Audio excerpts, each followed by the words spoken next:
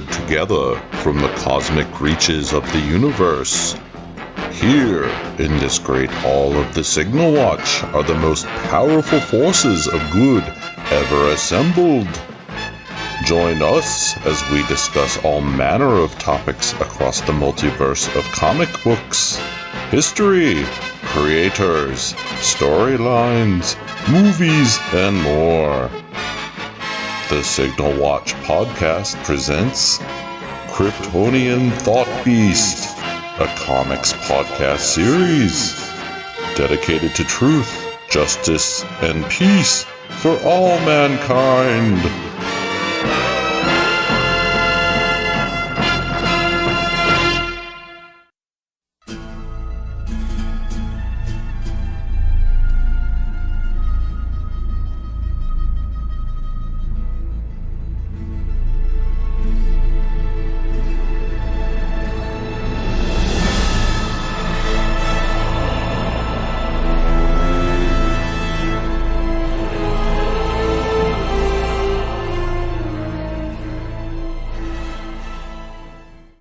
Hey everybody, and welcome back to the Signal Watch. As always, I'm your host, Ryan Steens, and with me today is... Hi, I'm Danny Horn from Superheroes Every Day. Well, I guess we should probably say what Superheroes Every Day is, just in case someone's just here for a Ghost Rider. Okay. Superheroes Every Day is a comedy blog about the history of superhero movies. I'm going through the superhero movies in order, so starting with Superman the movie in 78 and then Superman 2, and right now I'm in the middle of talking about Swamp Thing, which as a movie it has some flaws, and so I'm sort of like telling this fun story through all of the superhero movies about kind of like how did they work and what happened to take superhero movies from something that was a ridiculous idea to now when it is like that's how movies work. So that's the story that I'm telling. And it honestly, if you guys haven't checked out the blog, absolutely do. It's absolutely fantastic. It's one of the highlights of my internet reading every day. So great.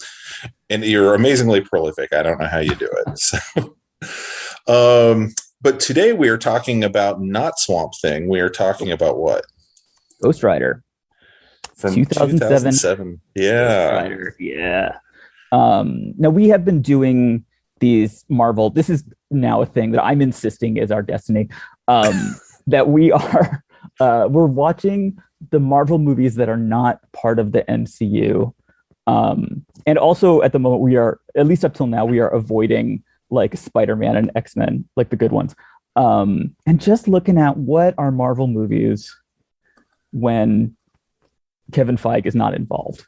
So we talked about the 2005 Fantastic Four and the 2015 Fantastic Four, and then we did the New Mutants, which was great.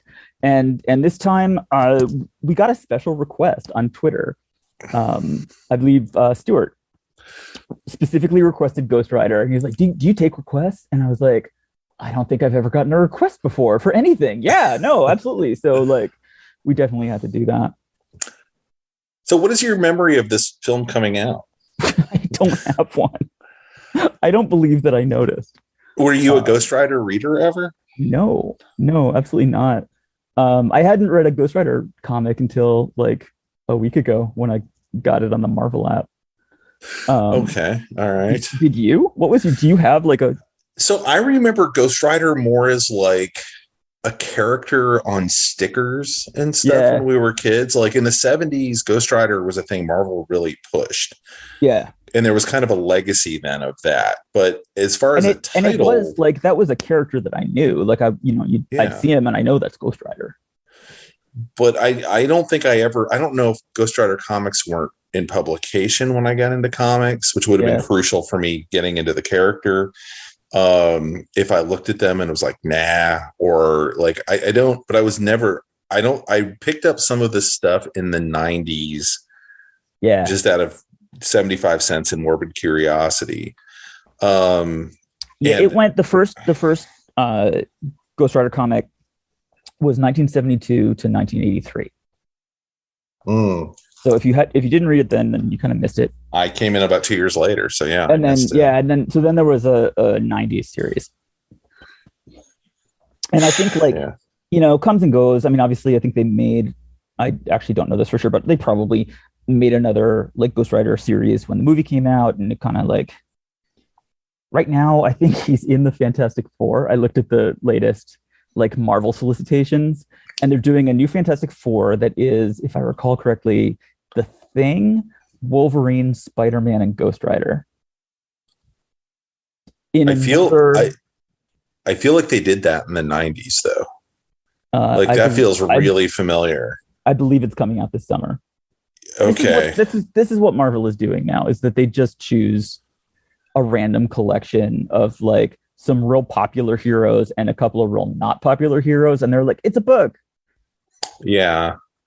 Well, so I know Ghost Rider is also no longer either Johnny, or wasn't last I checked in, was neither Johnny Blaze or Dan Ketch. He was. Oh, is that right?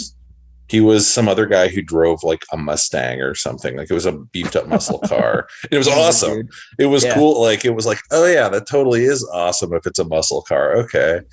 But Robbie Reyes. I know this only because I am looking at the Wikipedia article while I'm talking to you. And he was in the and I'm announcing that so that people don't think I'm smart and educated and know things about these characters. But yeah, I want to be honest with people. I think it's what I'm saying. I think that's fair. We want to be credible as we talk about Ghost Rider. Exactly. We want to earn the audience's trust. Exactly. All right, please go ahead. I'm sorry. I keep.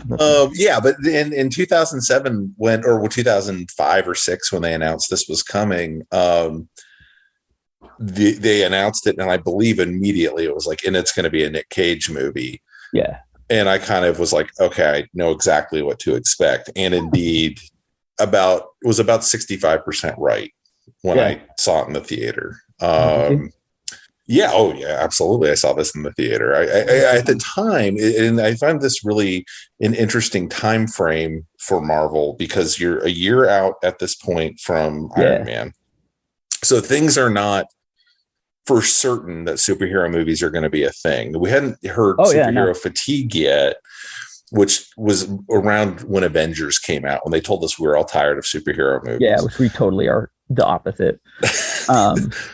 Well, yeah, so 2007, like, as you know, we discussed this, the only two questions that matter about a superhero movie are how much money did it make and how hot are the people. Right. And Ghost Rider made $45 million domestic, which is like upsettingly good for this movie. Like that's okay. But in 2007, I looked this up, 2007, top 5 movies in 2007 were Spider-Man 3, Shrek 3, Pirates of the Caribbean 3, Harry Potter 5, and Transformers.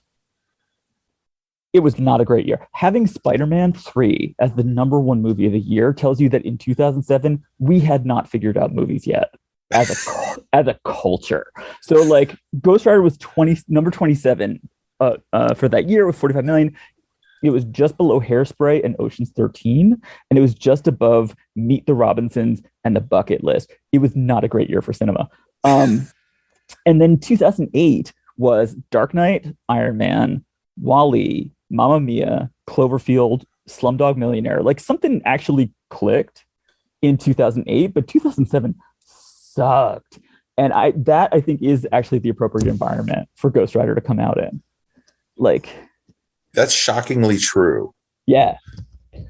Yeah, that makes a lot of sense. Somehow movies got good like as soon as we got Ghost Rider out of our system.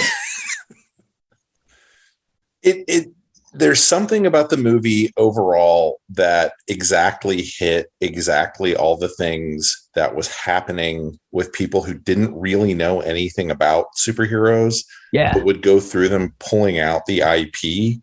Mm-hmm. And I can't even say really what the formula was. It's real in some ways. It's really close to The Mask. It is, yeah. And it was like, you got to have the cops chase him around for a while. Yeah. You have to have Lady. You have to have like a villain who's kind of their, which is still true, their evil opposite. Yeah. And well, this was I believe, the only movie filmed entirely on the side of a guy's van.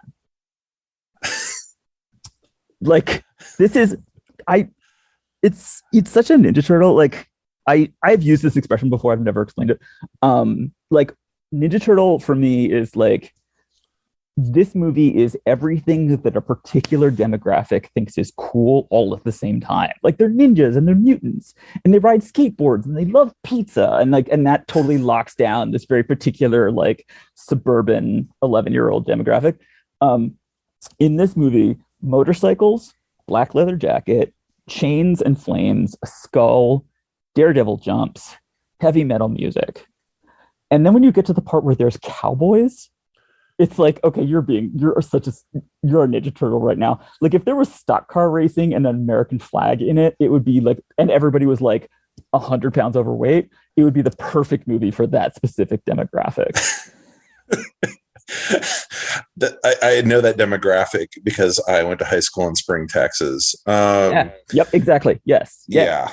And they were all there in the theater with you, having a wonderful time, as naturally they would. Well, you know, I'm trying to remember. I know I saw it as a matinee because we were not going to pay full price to see it. Like, that was always kind of the, like, you know, are we going to wait? You know, we're going to go see it on a Saturday afternoon and, you know, to kill time after lunch sort of thing. It would have been, I'll wait for it until it gets on HBO Max. Yeah. Now that's the matinee. The matinee was the HBO Max of 2007. And, you know, when I heard Nic Cage was cast, I was aware of his, like, he's named his son Kal-El. He tried to be Superman. He's got these, like, he picked the name Cage from Luke Cage and, you know, all those sorts of things I was aware of.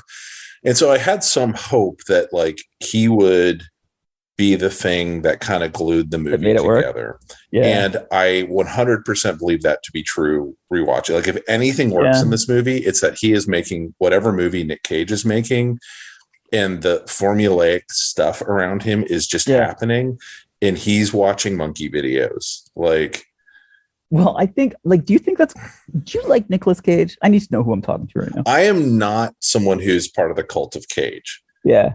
I was someone who believed in him as an actor in the early 90s when he was doing, like, Leaving Las Vegas and like cool independent, Raising Arizona, and like cool independent stuff. Yeah, like, and the last thing I remember thinking like was when he did the remake of the noir thing with good God, what was it? Don't make me look up Wikipedia. Okay, I won't. But he did basically a remake of a 40s noir. The original one has Richard Widmark in it. He played that character, and he was good in it. But I was like, this is a little over the top. And then I went and paid to see Con Air. Yeah, and I was like, something has shifted. Something has fundamentally shifted in the Cageism, and he is cashing in. Yeah, he figured out that he was a movie star, and that meant that he could just be completely in his own movie, inside the other movie. So I think you're totally right that, like, yeah, he just has his own, like, he's not really responding to the other actors. He is seriously doing his own thing. And a lot of the time, like you said, like, he's just telling other characters, like, just go away. I'm in this movie. I don't care what you're trying to do. Yes, 100%. And I want, so the writer-director on this is Mark Steven Johnson, who was, I will say, responsible for Daredevil and Elektra prior to this. Daredevil was one of the few movies I have walked out of, turned to the people I was with, and apologized profusely, and then looked out the window the whole way home. And we gotta do Daredevil one of these. It's rough going. I don't think I've watched it all the way through since, but and I've never seen Elektra. But it also goes to the thing of what was happening that led to Zack Snyder's rise, which is this person made a superhero thing. They're now tapped as a superhero person. Right. And so it doesn't matter how good or bad that movie was. If it made $5 over budget, they're tapped again to do another one of these. Yeah. And he hadn't shown the chops with either Daredevil or Elektra. Right. Before this, you made freaking Simon Birch. You made, like, clearly bad movies. Yeah. everyone recognizes, especially Elektra. Everyone recognizes that movie. And I think this got like 26. Ghost Rider got 26% on Rotten Tomatoes. That sounds right. Yeah, and actually now I'm looking up Elektra because that must have been worse. You can. But it goes now. People are waiting for me to do. Yeah, this. I'll fill the space with 11% for Elektra. 11% for Elektra, and so I guess this movie was his triumph of the mid 2000s. So there's something interesting about this movie too. Is it seems cursed in that Nic Cage escapes because he's got the force of Nic Cage behind himself, but in Donal Logan, however you pronounce it, he's generally escapes unscathed. Yeah, and Rebel Wilson is in it for a heartbeat. Yeah. And she, of course, has had but she's ended up in Cats, so maybe things aren't going so well. But she, aside from that, if you start going down the IMDb, everybody else starts disappearing out of the industry around 2012, including Mark Steven Johnson. And Eva Mendes? She married, she married Ryan Gosling and decided it was time to have kids and has disappeared. Apparently, and I was doing a little bit of Googling of whatever happened to Eva Mendes. She has just stated her intention to return to the screen. So we will see. I would not say, like, we can't say Ghost Rider was a curse in that case. Like, then she went and married Ryan Gosling and had babies with him. Like, that's okay. But it started looking but their film career is over, basically. Well, it killed Peter Fonda. I'll just say did it? No. Oh, damn. No. But the curse did. It you start looking at like, well, who I started trying to figure out like who are the other like demon guys who aren't Wes Bentley, and it's none of them are working anymore in film. Models. Yeah. And the cute cameraman, Eva Mendes, like little sidekick guy. I looked him up, and it's nothing. I looked at he disappeared. I think he's in real estate or something. Like you're right. Ghost Rider really was, for a bunch of people, was like, well, maybe I'm not going to make it in Hollywood.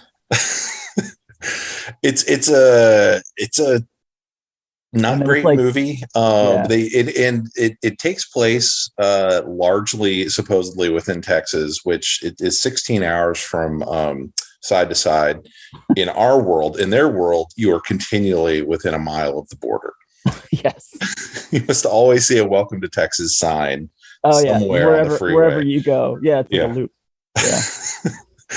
Yeah. But yeah, so do you want to talk about like what the movie's about a little bit? I won't. Yeah, no, we got to walk people through this. Can I do the proverb? I love doing the proverb. Oh yeah. All right. It's said that the West was built on legends, tall tales that help us make sense of things too great or too terrifying to believe. This is what Sam Elliott. This is like Sam Elliott Cowboy Boys, which I'm not going to do. This is the legend of the Ghost Rider. Story goes, every generation has one. Some damned soul cursed to ride the earth, collecting on the devil's deals. And then they get into the San Venganza thing. Many years ago, the Ghost Rider was sent to San Venganza to fetch a contract worth 1,000. Anyway, it just goes on and on. And then it ends with, but the thing about legends is sometimes they're true, which is amazing.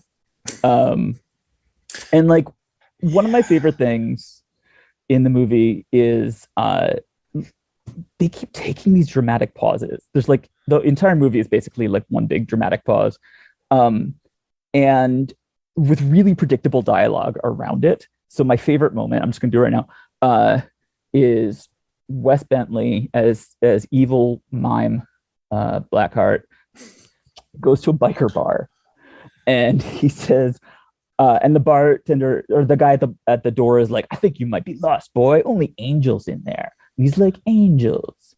Really? Because everything he says is slow. Yeah, you got a problem with that? And he says, as a matter of fact, and then it's like 1 Mississippi, 2 Mississippi, 3, like 18 seconds go by. I'm actually going to like do that, like 7, 8. It honestly keeps going like this. It is still going on. There's still stuff happening. I'm getting close to the end of it, like 15, 16 Mississippi. I do. 18 seconds on the clock for a pause in the middle of a line that is super not interesting. It's like, dude, I cannot have you taking paid time off in the middle of a line of dialogue like that. Like, that is not, you need to do that on your own time, or at least make it a line that like isn't a cliche that the audience is automatically filling in their heads. And that's part of what's really, when we talk about like where superhero film was in 2007, this film, aside from what Nic Cage is doing and the weird scene with Eva Mendes waiting for him to show up, is all completely predictable, weird, canned dialogue. Like this, no second thought was put into what anyone was saying. They went to the Scriptomatic 5000, exactly, shat out a script, and were like, yeah, this is absolutely go. We're going to film this thing. Yeah. And that's why I think Nic Cage was like, I have some ideas, and like, sure, it's Nic Cage. He can do whatever he wants to do. And he starts adding stuff like his jelly beans and the monkeys and, you know, anything he can do to try and make whatever is there interesting, because nothing in this is interesting. Not generic. Yeah. Yeah, you're right. Yeah, the like really slow cliche dialogue is not really Nic Cage. It is actually all of the other people in the movie. I think especially Blackheart, who just talks entirely in cliches. Well, and that's what, and when he turns into Ghost Rider and it's not actually Nic Cage, is when he starts doing. Then he does the. You're right. He dialogue. Does. Yeah, he does like quips, like death quips. Yeah, it's very strange to watch. As in this era where like we kind of learned we don't have to do that for these movies, and it wasn't that long ago, like 15 years, I guess now, but yeah, it's such a bizarre movie. But yeah, it starts with this weird voiceover instead of a crawl. Yep, little proverb. Something of like not explaining what the city was, why there were 1,000 souls, what was, why would they have given their souls to Peter Fonda? Oh, they explain it, but it's not a good it's basically there's a contract for the town of San MacGuffin. It's like, just, this is the thing. There's just a thing that everybody in the movie is fighting over. And so but why did the people in the town all give away their souls? Sam Elliott talks about this. Yoda talks about this. That I'm trying to remember.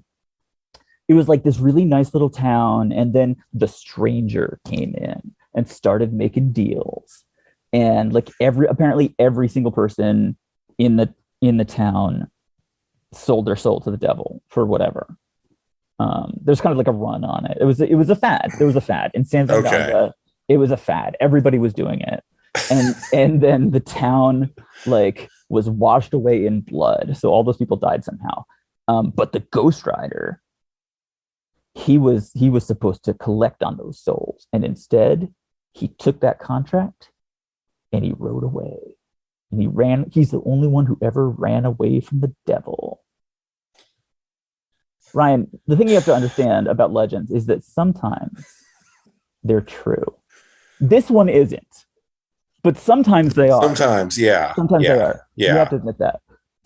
It's so Sam Elliott is basically exposition with a mustache through this whole movie. Like it's really incredible. Of like, well, we got to deliver all of this content. We happen to have this character from the comics. He's Yoda. Yeah, Nic Cage, like, he figures out that he's Ghost Rider, and then he ends up hanging out with Yoda, who gives him all the exposition and like helps him to develop his powers. Yeah. And he was actually, I believe his version of Ghost Rider was in one of the earliest comics I remember reading, in like West Coast Avengers, like Hawkeye and Mockingbird got like lost in the Wild West. Oh, and is that where like Carter Slade shows up? I think that's what I'd seen. And I haven't, I lost those issues decades ago, but for anybody, he's the old cowboy. He's like the Wild West cowboy Ghost Rider who rode a horse, who also had like a flaming skull head, but rode a flaming horse instead of a motorcycle. Yeah. Yeah. Well, let's talk about little baby Johnny at the carnival. It's that actor who my wife told me every time he comes on screen, you say, I know him from somewhere. Right, but you haven't. But you don't. But I have, because I watched like 2 episodes of Jack and Bobby apparently like 15 years ago. Yeah. And apparently that's what must be triggering, because every time I'm like, I think I know that guy from somewhere. Right. He does. Yeah, he does look familiar. Yeah. What is Matt Long? Yeah. He's a little cutie. And so that's the origin. Now I looked up that boy to see what he looks like now, like when he's grown up. And you know what he looks like? Nic Cage. He looks like that cute boy all grown up. Nothing like Nic Cage. It's like, so they just like cast this cute little boy who looks nothing like him. But he is like he's riding motorcycles. He's a carny. He has like a disapproving daredevil dad who is he's the legendary like carnival motorcycle jumper. He's the Barton Blaze. Yes. He gets upset that Johnny pops like an unauthorized wheelie, and is like, you're not doing that right. And he's got cancer, and Johnny has this pretty girlfriend, and the families are trying to like take him apart, and he's like, let's just ride, let's just like jump on the bike and keep going, which isn't much of a plan. But then he finds out that his dad has cancer, and then the devil shows up, who's Peter Fonda, in a little cape. And there's all this like haunted electricity that goes on. You know how electricity is haunted in movies, which is like everything sparks because electricity. That's how electricity works. And so he's like the first like menacing slow voice, which is basically the entire rest of the movie. It's just like, Johnny Blaze, caught your show today. Just wanted to tell you how much I enjoyed watching you ride. Like, and then and like some lightning, and then electricity crackles. And so he says he's gonna like cure his dad, and little Johnny says like, name your price. And then this is another one of those, oh, I'll take, and then it's 6 seconds on the clock. He's like looking around. Your soul. Okay, yeah, I'm pretty sure I knew where that was going for like the last 6 seconds. And do you have any thoughts on Peter Fonda as the devil? So, I mean, clearly they got Peter Fonda because of Easy Rider. And in Easy Rider, clearly, in biker culture, Ghost Rider. And at the same time, I looked at his IMDb from around this period, and he's doing like 7 movies a year. Oh, really? So my belief is they probably had him for like 2 days of shoot, and then like maybe 2 days of reshoots, like written into his contract, because his hair is significantly different in the later scenes. Really? I didn't notice that. It's poofier and longer. And it's also against a green screen. So that's not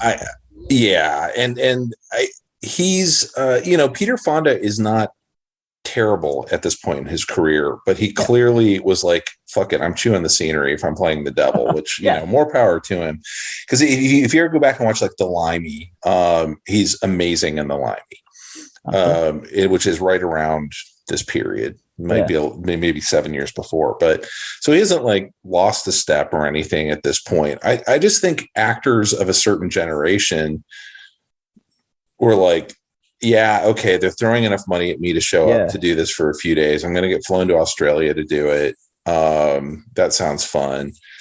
And then go ahead. The funny thing for me is I just realized that like usually I'm hard on the actors. Like what we've talked about, like especially like 2015 Fantastic Four, we were just like Miles Teller is terrible, and like Jessica Alba is terrible in the 2005. Like, I actually don't blame anybody in this movie. Like, Wes Bentley is not good. Peter Fonda, not good. Like, there's a lot of people who aren't good in this movie. I actually don't blame them at all. I feel like it's the dialogue. I feel like they did the appropriate like amount of effort for the dialogue and the situation that they're in. I mean, at the end of the day, I just don't think the writer director was very good. And right, exactly. But I blame them. Yeah. And he made some bad editing decisions. Like you can always find ways. I think he made bad editing decisions. Like there's always ways to kind of cut, if the best take you have is the one where there's 18 seconds of silence, right. You cut away to the biker. And then, that's on purpose. That's what they did. I mean, what happened during that 18 seconds is like, then he kills the guy with special effects, but it's not an appropriate thing to do. Mark Steven Johnson. What else did he do? Not much after this. Really? I think, Hollywood kind of showed him the door. Like Simon Birch was like a big critical darling. Yeah. Which I tried to watch once, made it about 20 minutes in, and was like, not for me. Yeah. And he did Grumpy Old Men. And then the success of Grumpy Old Men. And then I guess he was probably a comic nerd and tried to pivot into doing this stuff after the success of X-Men and Spider-Man. But didn't work out. Didn't work out. So I mean, I think this stuff is shockingly hard to do, and Marvel's kind of got their machine down to know how to do it at this point. But it's a Columbia picture, and Columbia still struggles with a lot of this stuff. Or it's Columbia Sony. Sorry, my dog is woken up. He has been sleeping all day, and now he's decided he wants attention. And I just don't think Columbia really had any idea how to do any of this stuff. Still, like I said, like we just got Morbius, right? And same place, same shop.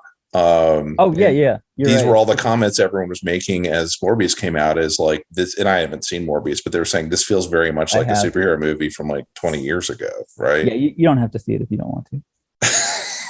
One day it'll come on HBO and I'll just watch it. But I mean, there was a certain, and that's honestly like when my friends who will not watch superhero movies say they won't watch them, this is the kind of movie they're thinking of. Yeah, because it's like, it's this kind of attitude of that'll do. Yeah. Like, no, the script doesn't have a single good line in it, but it's all right. You could film this. Yeah, it's about the effects. Yeah. It's about, and the effects. So I don't want to be too hard on the 2007 effects. But here's the pivot. They keep doing the same effect over and over and over again, which is like both for the Devil and for Blackheart. Like you get real close to them, and then like part of their face turns into fangs. Like all of a sudden you see, like they have a transparent face, and all of a sudden there's fangs. And they do like this really low, like this very low guttural growl, over and over and over again. And it's like, oh, they're doing the fangs thing again. So they go back to that one a lot. So, yeah. And so maybe that's like, it's not really like the effects themselves as much as the fact that they really only have like 3, and they keep going back to them. Yeah. And so that's where, like with Johnny at the Carnival, like we see the Devil and he does the little like lightning and then his fangs show. And so that's what's happening here. Yeah. I think that was supposed to be the fangs showing up. In the comics, I believe Darkheart and all these characters, they don't look remotely human. Now they couldn't do a movie that was entirely, I mean, it would have been absurd, frankly, as a movie if he was spending the whole time talking to a CG Muppet of some kind. Right. A huge, what's Blackheart, as I believe, kind of looks like a horse standing up. I looked him up when the movie was coming out, and that is the last time I checked in on what Blackheart looked like. I believe that is kind of his. Yeah, he's kind of a horse standing up with a big mane and abs. Yeah, and so and that's kind of what I remember when I picked up the comics. Of like, should I be interested? Because at the time there was a series called Spirits of Vengeance where it was like Johnny Blaze and Dan Ketch and whatever else they wanted to throw in there at the time. Right. And it was all chains and fire, and then kind of things that looked like they'd been rejected from a Meatloaf album cover. Yes, exactly. Yeah, they're doing that demographic. Yeah. And I was just like, not for me. Like I'm going to go read Sandman and be mature or whatever. So yeah, it never really was going to be for me, but there is definitely the audience that they thought they were aiming towards, whether they succeed. I mean, I don't know if they succeeded or not. There was a sequel to this, so Yeah. someone thought they should keep doing it. The sequel got worse reviews, but did way better box office. Oh, because people had seen it on HBO or whatever. Yeah. The first one. Okay. Yeah. And I really do think like there was a particular group of people that this was aimed at, and I think it kind of nailed it for them. It wasn't movie reviewers, and it wasn't you and me. Yeah. I'm gonna stupid people. Right at the can I be that explicit? Stupid people from parts of the country that I don't live in. I'm just imagining the person who's listening to the podcast right now who's like, I know. Am I an idiot? That's me. I'm so sorry. It's not like I really can't afford to do it. It's not like my audience is that big. I can't afford to piss people, directly insult them and their choices. But I'm sorry, everybody. It's fine. So we've gotten to the point where Johnny Blaze sells his soul to Peter Fonda. Right. Yeah. And then immediately and unintentionally, hilariously, his father dies in the next scene. Yes. So like the devil cures his cancer. I like how you're pivoting away from me insulting people. No. I'm just like, we're going to have a 4-hour thing about Ghost Rider here. And you are correct. It's not worth it. So he cures his cancer and then he dies, and then he does like a daredevil jump and he dies. It like falls over and dies. Yeah. And it's like, it's like the trauma of like your father who does pointless, dangerous stunts for a living. Like now he got killed in one of these pointless, dangerous stunts. Like, how could that possibly happen? Like, oh, damn you, Mephistopheles. It's all your fault. So he's all traumatized by the thing that was always going to happen. And he drives away from the girl and he drives away. And now It's not little cutie young Johnny anymore. Now it's Nicolas Cage Johnny. Who is going to perform a stunt that can, by physics, take no more than about 6 seconds. Yeah. And apparently he now is selling video games based on his stunt success.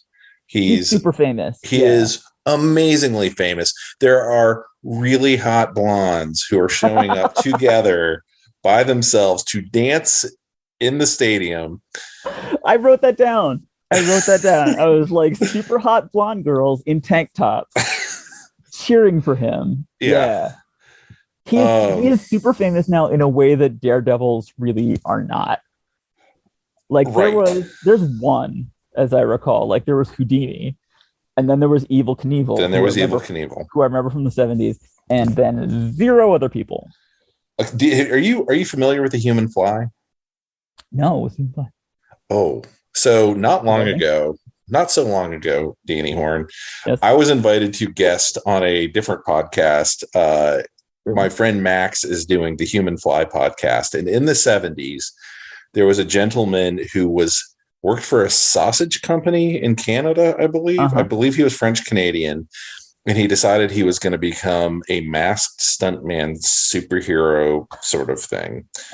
This is all in real life. Yeah. And he dubbed himself the Human Fly and did things like trying to jump motorcycles over stuff. Right. One of his stunts was he stood on top of an airplane. It's strapped to a bar, bar welded on or whatever, and the plane flew around and whatever. Okay. It doesn't really matter, except that it rained while he was up there, which you really don't want to have rain when you're flying at 300 miles an hour. But yeah. Anyway, he was a real guy, and Marvel spun out a comic about this guy. Like back when Marvel would people would just show up and be like, "We're going to do this thing called Transformers." G.I. Joe, go do it. This guy from the sausage company shows up at Marvel, and of course, you're like, I think this is pre-Jim Shooter, and they're like, "Yeah, absolutely." Was this was the 70s or the 80s? It was like late 70s. It's when Marvel had those really punchy, beautiful covers.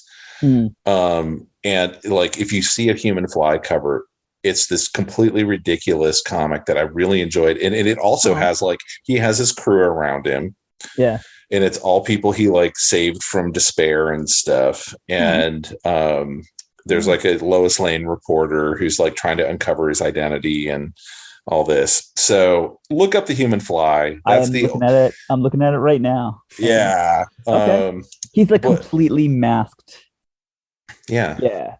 What happened to the guy? I figured he got really injured. That story ends happily. Oh, really? Yeah. Yeah. That's apparently he tried to jump a bunch of buses or something and it didn't work out. And that was kind of the end of the human fly. That's kind of inevitable. Yeah. To your point about exactly. Johnny Blaze's dad. They don't last long. So yeah, I mean, in real life, Evel Knievel was probably as big as you're going to get. Yeah. In within 100 years of like on either side. Yeah, and he was actually super famous. Like if you say Evel Knievel, like he's like the metaphor that people use for when somebody's doing something like dangerous and stupid. Yeah, like getting in a rocket and trying to jump over Snake River Canyon. Like, but he survived. He died. When did he die? He died like in the 2000s. Yeah. I mean, he was all messed up, but several trips to the hospital where things didn't work out. Oh, sure. And but Robbie Knievel's still out there, but that kind of tells you where the level is of like the only time I'm ever aware of what's going on with Robbie Knievel is if like he gets attached to an already existing New Year's Eve show or something. Well, that's the last time I saw him. He was like jumping at midnight in Vegas or something over a bunch of buses or something. That's Johnny Blaze. Johnny Blaze is a superstar, and they're in the tour bus driving around, and he has a manager named Mac, who's Donald Logue, and he's so popular that like they turn on the TV and they're talking about Johnny Blaze, and Nic Cage is doing all of this like extra eccentricity stuff of like he's got red and yellow jelly beans that he eats out of a martini glass because he doesn't drink alcohol. And he likes monkey shows somehow. Karen Carpenter. But the thing that I think is funny about the manager is like, he seems to not have any knowledge or control about what's going on. Because there's a TV announcer who says, Johnny's going to jump from football field, he's going to jump the length of a football field from field goal to field goal. And the manager he's mad. He's like, Johnny, what are you doing? Are you trying to kill yourself? It's like, how did they find that out just from Johnny specifically? And they didn't talk to you, the manager? Because usually it works differently is how I feel. It falls into that world of things work in comic book movies often, however, is most convenient for the plot. Like banking doesn't work the way you think. Voting doesn't work the way you think. The law, it's but they do it multiple times. He has the world's worst manager. Yeah, he finds out at the last second that like, oh, I took out the cars and now I'm flying in like 6 helicopters to jump over. And it's like, Mac would be who handled the logistics on getting those 6 helicopters? Like Johnny just did that himself without telling anybody. It was almost as if he doesn't need a manager. He's just keeping him around to fuck with him nonstop. Well, and all that Mac does is basically like sarcastically criticize him. Yeah. So there's that. He feels left over from another draft. He does, and you can tell because of the way he dies later on, which is like he just dies and they forget about him completely. Yeah, no one cares. But he talks about having a hunting dog. That's all we know about him. But he is aware that like other people are, their bread and butter comes from Johnny Blaze surviving all of his stunts. But yeah, he just is basically around to be generally concerned and tell us that stunts are dangerous. Right. Yeah. But yeah, and I feel like this is a really weird place, but that's kind of where he ends up. Donald Logue in a lot of media. He's always kind of this character that you're like, they're really leaning into this character, but I'm not really sure why. Like the same thing was in Blade. Like he's in Blade and he's a big force in Blade, and then he kind of gets dispatched and you're like, no one worries about him or cares. He is clearly like he's the emotional support animal. Like he's the person who's in Johnny's life. Like it's Johnny and Mac, they have like what is clearly an intimate relationship, because Mac like follows Johnny home and lets himself into the house and criticizes him. And so you know that they're really, really close. But then, it's much later. It's like, 2/3 of the way through the movie, that Blackheart just like kills him, and there's no real. Johnny doesn't even look at the body. He's looking for Eva Mendes at that point. Yeah. He looks at it, he's like, oh no. And then that's it. That was that's the extent of his. He does again like the 5 stages of grief lightning round. So this is when we get introduced to Blackheart on this big flat plane, with fire sparks and electricity falling from the sky because electricity is haunted, and kind of the like a choral effect. And here comes Wes Bentley. They do like the face change and the ghost growl with like fangs. And so Wes Bentley is kind of like a soap opera demon. Like his name would be like Cord or Ridge or Thorn or somebody. He's very perfect looking, and he has this really white face. And Wes Bentley, like I was looking him up, I'm like, because you know me with the dudes, like I'm looking at him, I'm like, okay, I get that like geometrically he's hot. Like his face is very symmetrical, and I look at him and I'm like, I should find him attractive. But I don't really feel it. I don't know what's going on with him. Definitely not in this movie. Yeah, I mean, he's a weird one as an actor. I was looking up his IMDb. He is not cursed. He is continuing to work. Mm-hmm. Yeah. But he's someone who has been in so many things I've seen, and I was like, right. Oh, right. Yeah, I guess he was in that. Yeah. And it's like, but the only thing I ever think of was like, he was really good in American Beauty 25 years ago or whatever. Right. But he continues to work, so I don't know. And your mileage may vary on this, but Jamie, partway through the movie, who was just losing her mind through most of the movie, she'd seen it before. She went with us.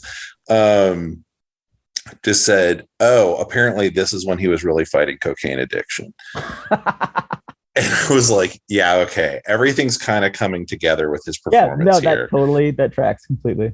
Yeah, it's like he's getting up enough to like go do his thing, but I think part of why maybe he doesn't feel like he has much presence or isn't very hot is he can't. Like he's got other stuff on his mind in real life. And he's going to do the lines. He'll be game. That's the thing that, what? Now that I think about it, I'm imagining just like watching him in the movie and being like, dude, I know you're busy, but could you right? Stop texting. Yeah, you're right. It's totally, yes. Every line that he delivers, it's like, dude, just stop texting for a minute. Yeah. I get the feeling like right before they rolled, he had a script in his hand, some grip, pulled it out of his hand, and he just goes, "Oh, do I?" Cut. Exactly. And then they're like, all right. And so where we are right now is the bar scene. So it's this first like real scene. He comes into this bar. I have to also say this bar is called this Broken Spoke. So it was clearly a reference to a very real bar in Austin, which is not in the middle of the flat plains of Texas, not a biker bar. Anyway, I was both amused and horrified by it. Go on. Right. So he goes to this misplaced bar, this biker bar, and like he's killing people. He's killing all the people there for really no reason at all, just to show how badass he is, because you need that. Yeah, right. More 2007 superhero stuff. Yeah, and his way of killing people is like he kind of like lifts them up, and their face turns like it's this. They could do morphing, I guess, at that point. 2000, like could turn their faces black and kind of turns them into ash. And so he's killed a whole bunch of people. And there's one person left. There's one waitress left, and he says, "I know you're here. I can smell your fear." And I was like, okay, maybe we've just made enough horror movies at this point. Like maybe that's enough. We're done. That's how he made me feel the whole movie. Yeah, the scene doesn't need to be in there. No. Well, but it does, because it has to show that he's terrible and dangerous and evil. All right. And so he calls up these 3 male models who are his hench people. Yeah. Who are they each have an element. He has like a water guy. It's Earth, Wind, and Fire, man. And a wind guy, and then like a lizard guy. Is that the? He had water guy, and he had air guy. He had wind guy, and what did the last guy? I don't even remember. I think he was Earth, but he looks kind of lizardy. Is his thing. But did he do anything with the Earth? Was he running around under the Earth? Was he? I don't know. Yeah. And so they're like, okay, we're gonna find this, the contract of San Venganza. We have to find that. We've had 100 years to do it, but we're gonna do it now. We're gonna do it now, and you're gonna help me find it. And then he goes, then we'll take this world one city, one Mississippi, two Mississippi, three Mississippi at a time. I'm like, oh my God, Blackheart with the dialogue. You can't stop taking vacation. And so like, but then bringing in those three guys means this is now the structure of the movie. It's a video game. Yeah. Is just like, you're going to earn plot tokens where you've got like three guys that you're going to fight periodically throughout the movie. And then you beat one of them and you get a plot token. And then you like something else happens and you beat the second, you beat the water guy. And then at the end you beat the wind guy. And then you have enough plot tokens that you get to like do the boss battle and fight Blackheart. That's how that's going to go. And you can pretty much see it from that moment. Like that's the thing that's going to happen. I got a little faked out thinking like, oh, they're all going to gang up on him, and Ghost Rider's, I guess I didn't really remember the movie very well. And then he's going to fight all four of these guys simultaneously. Nope. But that is not what happens. And for absolutely no reason. Well, they spread them out. No, it's, they want to have a fight at each, like, I don't know, every 15 minutes or whatever. Yeah. And so then that's 20 minutes and then that's their fight. So now it's the day of the big jump where he's going to do, I guess is this the helicopter one or the helicopter one's later? It's the helicopter one. Yeah. I don't know if there's an opening act for these shows because people seem very excited to just wait and wait and wait. And then Johnny does one. It's Willie and Lester is the opening act. Oh, okay. Which they enjoy very much. And so he's like getting ready to go and do the jump. And then there's Eva Mendes. And so there's like this reporter who wants to do an interview with him. And it's Eva Mendes, who is his old girlfriend, all grown up. And she is delightful, Eva Mendes. Like the weird thing in this movie for me was like, I was not attracted to either of the guys, but I was like, Eva Mendes is really beautiful. Like this, I think this movie made me straight for a minute. It was, which is hard for me. Like that's not a good thing for me. That's the thing I hold against this movie. But she's just charismatic. She's so beautiful. Like there's some scenes where you're just in love with her. She's fantastic, in my opinion. You probably can't say that because you're married. No. Woman and you're not. Jamie understands. Eva Mendes is not going to appear at my door and sweep me away. Although she probably likes her too. Like it's kind of impossible, I think, not to love Eva Mendes. She is remarkably gorgeous. Like I in a way that like I don't know how great of an actor she is all the time. Does not matter.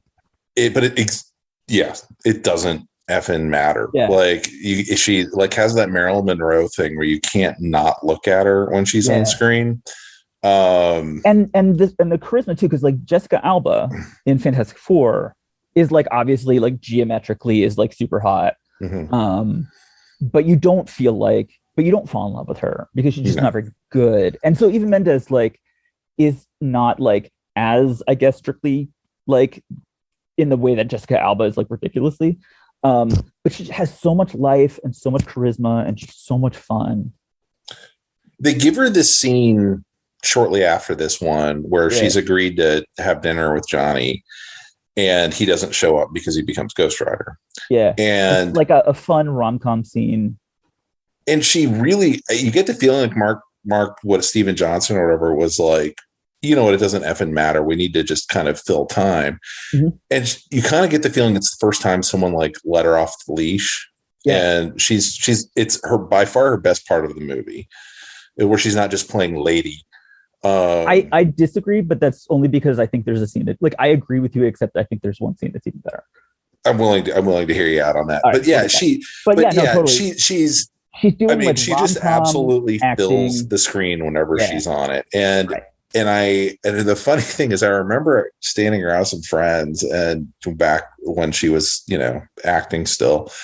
And I said something about, she's attractive. And a friend had worked on a film with her in Houston. I don't remember what it was. And he's like, she's not that good looking. And I was like, he's like, she has very small feet. Okay, then he has a real different I was like, than the rest of us. What the fuck are you talking about? That's the guy. That's the one person who looks at her when she's at her best, as she is occasionally throughout the movie, who would say, "No, she's her feet." And I was just, was there any further information coming from that, or that was it? I said, "What the fuck are you talking about?" And he just is like, she just, and so it makes her disproportionate and okay. And I know his now wife was in the room, and I was like, is this how you're covering for the fact that you were within proximity of her? Like, it was the strangest. Was his wife a clown? Did she have like really huge clown shoes? Next time I see her, I'm going to definitely be looking at the size of her feet. He just told you something. How could that not have occurred to you? He just laid She's got those big very... Kermit flippers when she's going, and he just gave you very interesting information that you were not prepared for. Yeah, I mean, obviously it haunts me. This conversation had to have been around 2007, and 15 years later, I'm like, I totally understand that. Yeah, like, no, I would small feet on Eva Mendes. Like so now whenever I see her on screen, I'm looking at her feet. And I'm like, no, they look normal. And here you are, 15. It's not like they focus on her feet. Well, and it's not like when you do see her, they cut away and she's like running around on like little deer feet or something. Like I'm like, I'm not a foot guy. I'm not super foot aware, I guess, because I couldn't tell you. I feel like they don't usually show a lot of feet in movies. You mostly see people acting. Well, he was on set with her, so he was up close. Oh, okay, all right. Yeah, so he'd had a chance to like, maybe in person. Maybe in person. Yeah, maybe she's wearing fake feet in movies. I just realized that's the thing. It's like they cut around her feet. Yeah, you never know. And you see her in real life, and it's like, oh my god, you look ridiculous. She's walking around on little like pinpoint feet. Exactly. Yeah, little doll feet. Yeah. So all right. So Eva Mendes, the ridiculous thing about her in this movie is like she is the perfect fantasy figure, I think, for this demographic who is like super hot girlfriend who's famous and is hopelessly in love with you, even if you abandon her for 20 years without saying anything to her. Like he drives away while she's in the rain. And how much longer is this later? Like 10 years, maybe? That's an excellent question. Years? We don't really know. They state they're 17. Yeah. At that point, there is no way they're saying Nic Cage is 27 here. Yeah. But I could see that she's like, I should do my famous thing of looking her up.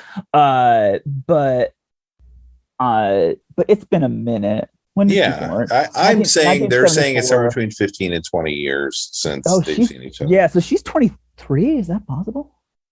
No, she's 33. She's 33. Yeah. Okay, that makes sense. Yeah. So it's been more than 15 years. She has a successful TV career. She is super hot, and she is still desperately in love with you, even though you haven't even called. Right. And so she interviews him. This is no romantic thing. That she's interviewing him, and he's Nic Cage, and like having completely different conversation. So she's like, "You're gonna do this big jump. Like, what's going through your mind right now?" And he goes, "You look really good. I've seen you on TV. I watch a lot of TV, and you do a really good job." Like, I don't know how big his feet are, but he talks like he's mentally challenged. Like, I'm not sure what I think he was rewriting his own pages. He's in his own movie because her whole thing is, I have to get back to some other city wherever she's supposedly from. And if you're in West Texas, you're 6 hours away from anybody. So I don't. But she's so she doesn't want to watch him jump. She wanted to interview him, I guess, to be able, because clearly there's all these feelings that she still has. She wants to see him again and talk to him again, but then she doesn't really want to watch him like kill himself with helicopters. So he does the jump and she's on the highway. And then this is actually the scene where I think she's the cutest. Oh, right. Yeah. Is he comes up. So she's in a van and her little sidekick cameraman is driving. And it's this super cute, like rom-com scene of like, he's driving up and he's like doing silly stunts in order to like get her. And she's like, nope, I'm not looking, not really for any particular reason, but he's like, you know, talking to the driver, and he's like, come on, do me a favor. And the guy's like, no, she's the boss. And she does this really cute face. It feels like the one scene where absolutely everybody involved was having a really good time. And that's probably the scene where Nic Cage actually is the most connected to the other actors. Yeah. Yeah. It's also the time where I was like watching the background the whole time, trying to figure out where they filmed this thing. Because I was like, they're not in California, but they're also not in Texas. And where are they? Yeah. Yeah. And then Jamie's like, they're in Australia. Okay. So that's why there's cattle and cowboys and all this stuff. That's not what it looks like in. I mean, there's parts of West Texas, but you don't have big city. I mean, they were shooting a real city, and I was like, that's not a Texas city. It's also not New Mexico. There's only so many places they kind of try and double for Texas. Yeah.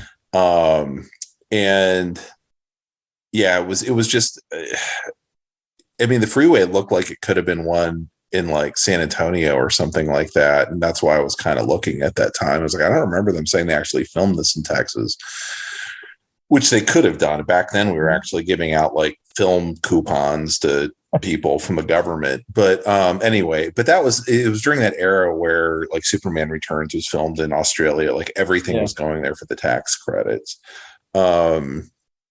But yeah, but it's a cute scene.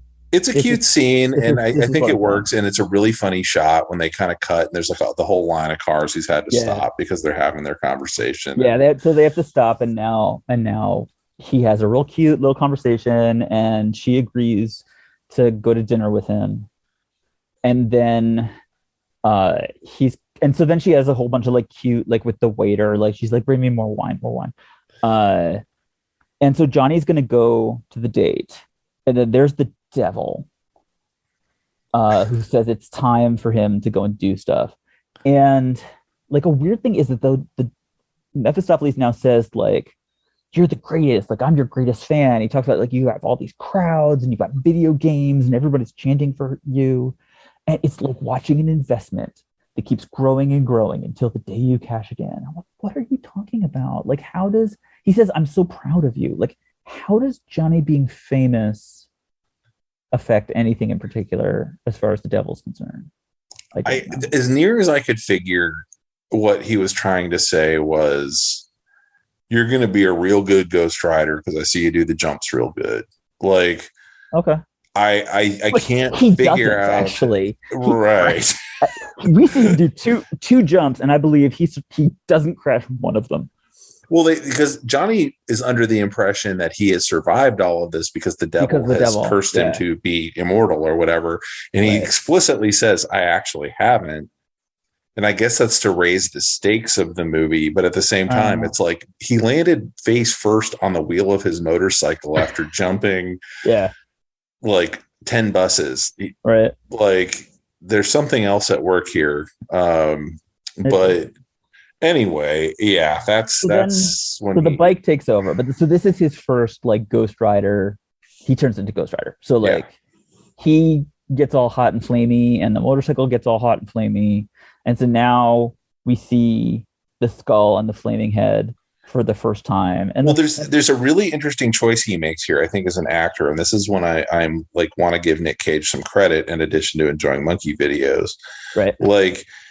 Everyone else would do that as something horrible is happening. I'm going to portray it as if I'm experiencing pain. And instead he chooses, no, the Ghost Rider's finally coming out, and he's delighted. Like, he starts laughing maniacally as his face is scary, catching on fire. It's a scary laugh, though. It is. It's not there's like a lot going on. There's a lot going on, and it makes it like weird and uncanny in a way that's like if you just did it and I can see in a comic panel them doing it and just drawing the anguished face, but it by doing it with the laugh. I mean, that is the one actor leech. I mean, I'm behind. You're right. Nic No, Cage it is. but no, it is. That is an interesting choice. You're right. It's very weird. It is like you say. It's uncanny. Yeah. But then they have a really hard time figuring out how big a human head is for the rest of the film. Yeah. So the Flaming Skull, 2007. I guess it's okay. It feels to me like we're watching a movie that's made out of desktop screensavers. Yeah. It's a little bit Flying Toaster, the flaming head. It never doesn't look like it's a screensaver. There's never a moment, and this is probably just where CGI was in 2007, I guess. Although that can't be true because Iron Man happened right after that. Well, I mean, the problem is a skull is always going to look like a Ray Harryhausen skull. Like it's a thing that has no skin or muscle on it, and its only options are to flap its jaw. Right. And so they're dependent on kind of the motions of the actor, and they're dependent on kind of voice acting. And I don't know how much Nic Cage was actually doing this or somebody else, like once it was the Ghost Rider suit. Yeah. And it does not help that I don't think they did the dots thing on someone's face to figure out where their head would actually be, because the head's often too small. It's just, there's a little pin, like snowball floating around in the fire that doesn't look like it matches the shoulders. Yeah. So it's not real. It's not a documentary. That's what we're saying. Yeah. This movie is not a documentary. I've seen many Ghost Riders in real life, and this one doesn't match. Yeah, this one is not. Yeah, it's not real. And so this is when he fights the Earth guy, and it takes like 20 seconds, and he burns them all up. And then the motorcycle turns into a hell cycle, and he gets on it, and he rides away. And you got like this, like, now we're on a motorcycle, and there's like flame. He's leaving flame behind and like crashing cars through windows and stuff. And then he finds this bad guy who's with Rebel Wilson, so it's nighttime, and he's got like a knife up to her throat, and it's not clear exactly what he's doing. It might be rape, it might be snatching her purse. It's hard to say. He's being a thug, a movie thug. Yeah, he's being a bad person to a woman. And Ghost Rider like drives up and says like, "You're guilty. Like, look into my eyes and feel the pain of the blood of the innocent that you hurt." And then there's a CG sequence where it's all flames, and you see like in the flames these little snippets of bad things that this guy has done. All these people going like, "Oh!" And it goes on for like 30 seconds. He knifes people, he shoots people. There's maybe like a dozen people. I think he makes the Hindenburg explode. Like, they treat it like he is history. Like, this guy like snatching someone's purse, he is history's greatest monster. Look at all the things that you've done. I just also want to point out, I noticed in the credits, a lot of those people got credits. Oh, really? Who are, it's like penance stare victim dude. Number 5. Oh, really? Yeah. Oh, bless him. That's nice. I think he shoots JFK at one point. Yeah. So Ghost Rider like stares at him, and this is his penance stare, which is his superpower, really his only superpower. Yeah. And the guy burns from the inside, and we see his eyeballs turn to ash, and then he's dead, and then we leave him there. And that's that scene. Which seems like a weird power for Ghost Rider to have. It doesn't match up with what they state his mission is. His mission is to get people to get souls. Yeah, he's kind of like a Valkyrie sort of thing. Yeah. So, but he just randomly, this is him as a superhero now. He just randomly picks one bad person, apparently the worst person in the Tri-County area where he is, the worst person in Australia. He found him in the middle of a crime, and then toasts him with the lush canals that we have in West Texas cities. Yeah. He's next to one of those. And so then he wakes up, he kind of passes out, and he's in a graveyard. And then there's Sam Elliott as Yoda, who comes up. He's like the cowboy gravedigger mentor. He's Sam Elliott, as Sam Elliott has been in every movie for about 20 years. Yeah. And the dialogue goes like this. Like, Johnny looks at him and says, "Who are you? Who are you?" And he says, "The question is, who are you?" So who are you? Yeah. So that's where we're at, dialogue wise. Yeah. I mean, Sam Elliott is good at doing that. They got their money's worth out of Sam Elliott. Yeah, he's got a great voice. My dog just kicked my wooden baseball game all the way across the room as he's getting more comfortable napping. Dude, is your dog stained? Is his soul stained by the blood of the innocent? Don't look into his eyes. Yeah, I'm afraid to. I'm afraid to. Right now. So we before we exit the Sam Elliott discussion, we have to talk about his facial hair in this movie. Okay. Did you notice his beard goes all the way up to his eye? I did not. It's the weirdest freaking thing. Like Jamie and I were just like, we missed whole parts of the movie because we're like, it looks like his facial hair. Like my facial hair comes up, I guess about halfway up my cheek, and then there's a good. There's a good half inch here between my orbital socket and where my beard stops. Yeah. Sam Elliott's appears to go into the orbit. And it freaked me out. I was like, no one thought to like clean that up before, like, you're going to put that on a 40-foot screen. I'm looking at this now. Yeah, it kind of goes all the way up, and I think it's a little bit inside his eye. Yeah. Do you think that's real, or that's I think that's Hollywood magic. I think that's his real facial hair, but I think the makeup people needed to tell him that's going to be a distraction for someone in 15 years when they're watching this movie and they're going to miss your dialogue. That's how masculine he is. He's a very masculine dude. He's still handsome Sam Elliott. I just was impressed by his hirsutness, I guess. Yeah, he's very hairy. And so he tells Johnny about San Venganza and the conflict of San Venganza. It's not at all clear. Like, San Venganza is not clear to me. We'll get into that later. All right.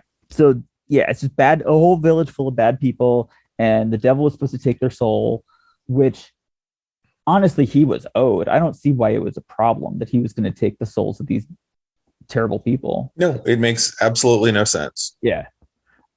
It's just the MacGuffin. It's just like, so here's this thing. So they talk about San Venganza through the whole movie, but it doesn't really make a lot of sense.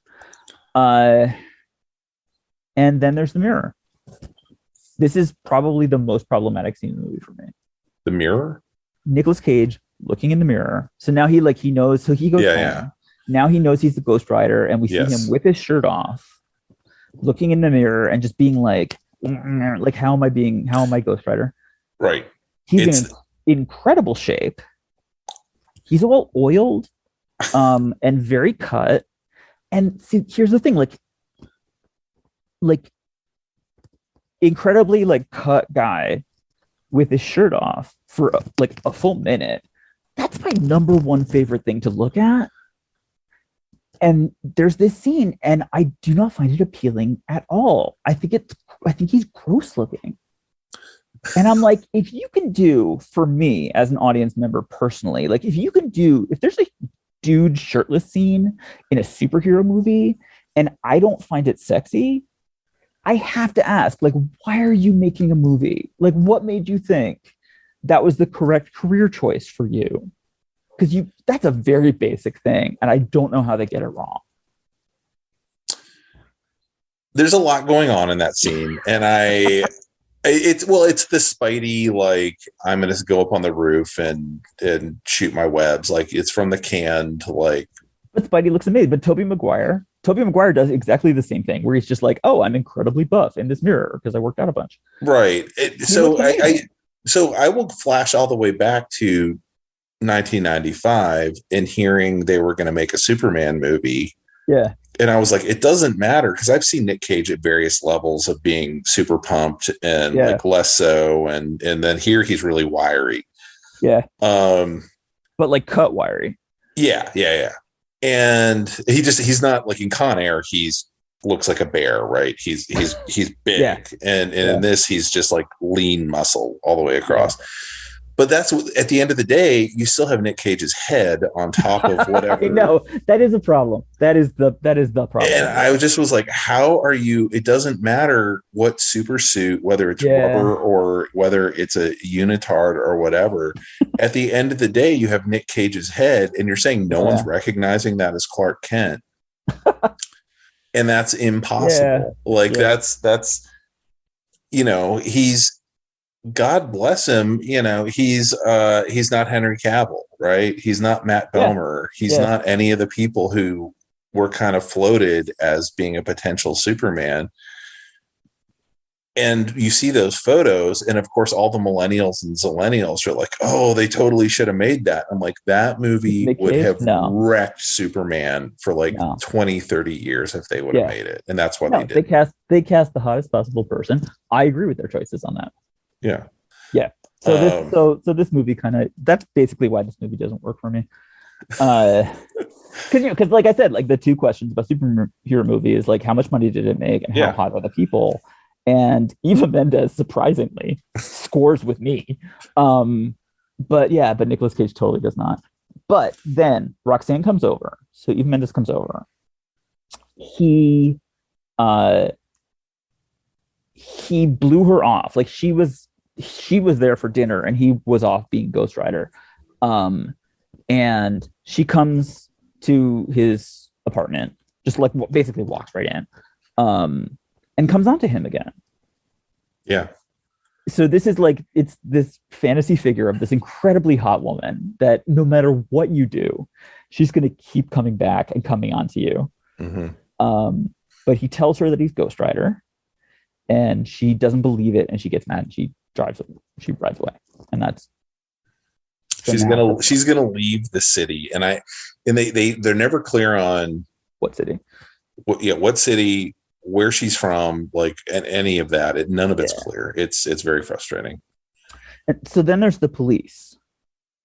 The police have found at the scene of the crime, they found a burned license plate, which I guess is Johnny's license plate. They did not really express that, but there are dead people. So this is the thing. Like all the people, it's the little piece of the guy's suit from The Mask.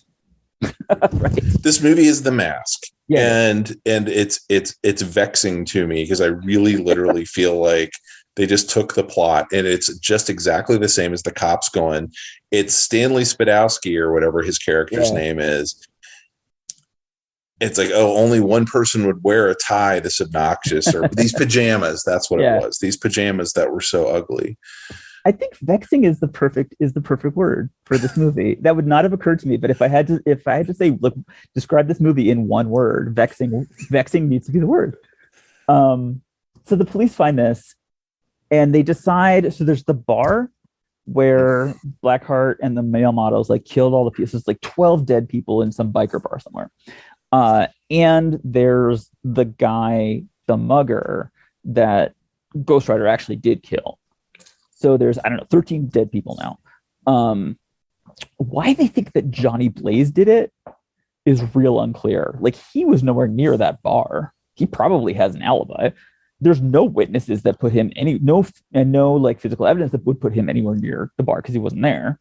Mm-hmm. Also, it's clearly a supernatural event. Like, how does a single person like burn 12 people in a public place from the inside? Yeah, there's no scorch marks in the actual bar. Yeah, without burning any of the furniture or anything. It's 12 people cooked alive. And they interrogate him and they're just like, well, how did you cook these people, you bastard? And he's just being weird, like Nic Cage, not really talking to him. So they decide to put him in jail. They think that he's killed like 13 people. And they put him in the drunk tank. Yeah. for some reason with like 7 other dudes and everyone. And so they do the movie thing. So I have a theory about movie jail. Because they do the thing of like the walk down to his cell, and they're walking past like these other, and each guy in the cell is like getting up and kind of like posing with their, with their tank top. There's like their wife beater, their greasy wife beater, and they're all like looking him in the eye, which is always what people do in jail and movies and TV shows. My theory about jail is that everyone in it is kind of sad. Yeah. Like, and they just wish they could go home, and they don't really give a shit about you. Like, they're not demons. People in jail are not like hungry demons. They're just sad people. It's because everyone saw 48 Hours, saw what it's like in being in the Gen Pop thing or whatever they call it, and the drunk tank. And every movie is that. Is like they're all. So they're just waiting for people to eat, basically. This is my thing, is I don't think that people in jail are that hungry. But they bring him in, and so now he's in a cell with like 7 other people, and they're like, hey, you're Johnny Blaze. You're a famous person. I can't wait to beat you up for some reason. And he's like, no, go away, because it's night now, and he's in the presence of evil, which is like whatever the hell these dudes did that got them put in the drunk tank for a minute. They're all evil. He flames up. He kind of turns in a circle. He burns everybody in the cell except for like the one black kid who thankfully is like, you're innocent. And so once again, it's only white people are evil, which is a good thing. I'm totally in favor of that trope. But he kills like all these dudes with like a circle of flame. And I'm watching that. And I'm just like we're gonna have to stop finding things cool. Like, I know that's going to be a hard adjustment for us, but we cannot go on like this. We can't just find stuff like this cool anymore. I feel like it's bad for us. It's a completely pointless and useless scene. And I guess the point is to make sure Ghost Rider gets pursued by the cops. Right. So now, which is also equally pointless. It's to make this movie, instead of being 85 minutes, now it's pushing 120 minutes because you got to spend 10, driving 15 around. Minutes driving around while you're doing your Cuban Pete thing from The Mask. Right. Like it. Yeah, his bike is like driving along, and there's like a trail of flame down the middle of the road that he's doing, and the cops are chasing him. Yeah, and they've got their guns out, and like, this is not a police car kind of situation. This is like something from out of this world is happening right now, and they're totally acting like it's a regular car chase. So there were some interesting choices made in this scene, including that they call an alley Cherry Street, but none of the cops at any point did anyone think to actually give a Texas accent, which, like, look, I've heard a lot of bad Texas accents in movies. And I mean, I know I have a bit of a Texas accent, but it's not like Sam Elliott, or whatever. But if anyone's going to have an accent in Texas, it's going to be your white cops, right? No, and they don't. Yeah. And to your point about the kid, that may have been the only black person in this movie. I don't literally remember any other black people. Probably true. Yeah. Which might be an artifact, which seems weird, of it being filmed in Sydney or wherever they filmed it, Melbourne. Black people, Sydney? I don't know. But I would assume black people live in major metropolises, or Asian people, or people from South Asia, or no. There's Eva Mendes, who I'm not sure what her ethnicity is, but some kind of Latinx. Yeah. And then everybody else is white. So they're chasing after him.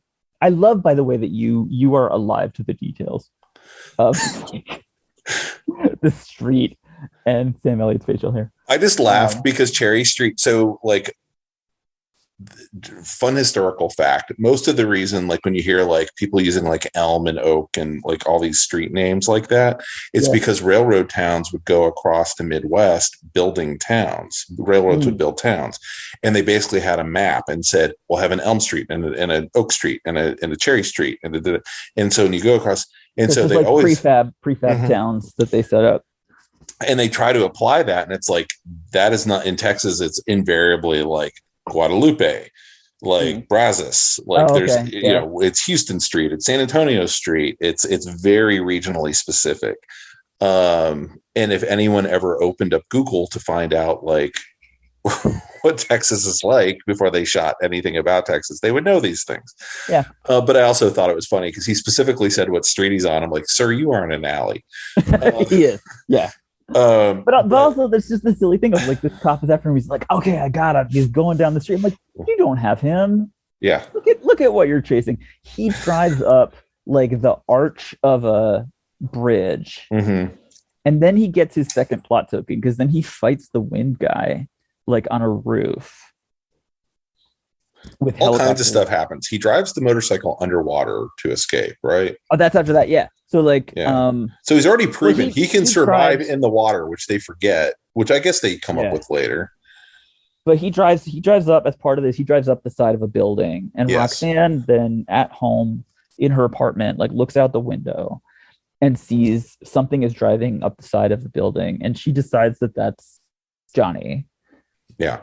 Because he told her that he was a monster before and she didn't believe him, but now she realizes, oh my god, it's him. Not really. I'm you know, you could say like probably not realistic, but perfect, but like clearly that's the plot point for this part of the movie, and it's not like they do it badly.